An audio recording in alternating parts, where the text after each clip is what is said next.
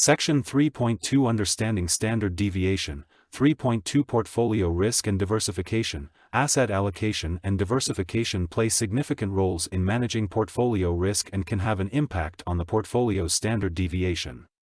Here's how asset allocation and diversification influence portfolio standard deviation. Asset allocation. Asset allocation refers to the allocation of investments across different asset classes, such as stocks, bonds, cash, and alternative investments. The allocation decision determines the portfolio's exposure to different asset types, each with its own risk and return characteristics.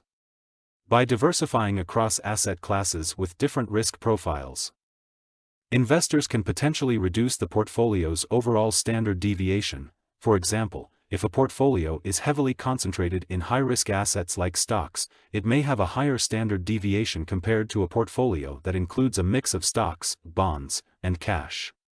By allocating a portion of the portfolio to less volatile assets, the overall risk can be mitigated, resulting in a lower standard deviation. Diversification. Diversification involves spreading investments within each asset class to reduce the impact of individual security or company-specific risk. By holding a diversified portfolio, investors can potentially reduce the portfolio's idiosyncratic risk, which is the risk specific to individual securities or assets.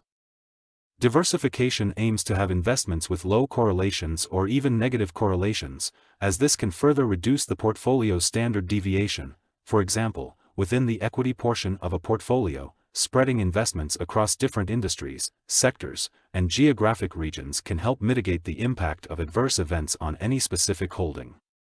Similarly, diversifying within fixed income assets by investing in different issuers, maturities, and credit qualities can lower the overall risk. By combining asset allocation and diversification, investors aim to create a portfolio that balances risk and return while minimizing the standard deviation.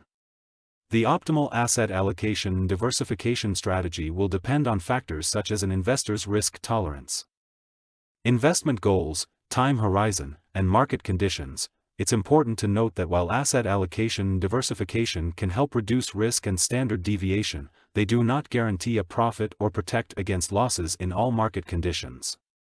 Careful consideration should be given to the specific investment choices, correlations, and the investor's individual circumstances. Regular monitoring and rebalancing of the portfolio may be necessary to maintain the desired asset allocation and diversification levels. When calculating the standard deviation of a portfolio considering asset correlations, you need to take into account the individual asset standard deviations and the correlation coefficients between the assets. Here's the step-by-step process. Determine the weights of each asset in the portfolio. Assign a weight to each asset in the portfolio, representing the proportion of the portfolio's total value allocated to that asset. The weights should add up to 1 or 100% in total. Calculate the individual asset contributions to the portfolio variance, multiply the weight of each asset by the squared standard deviation of that asset. This calculation represents the contribution of each asset to the total portfolio variance. Asset contribution equals weight of asset, standard deviation of asset. 2. Calculate the covariance between each pair of assets. Compute the covariance between each pair of assets in the portfolio. The covariance measures how the returns of two assets move together. A positive covariance indicates a positive relationship, they tend to move in the same direction, while a negative covariance indicates an inverse relationship, they tend to move in opposite directions. Calculate the pairwise asset contributions to the portfolio variance, multiply the weight of each asset pair by the covariance between those assets. This calculation represents the contribution of each asset pair to the total portfolio variance.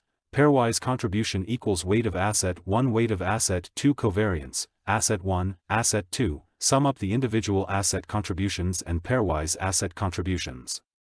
Add up all the individual asset contributions and pairwise asset contributions calculated in steps 2 and 4.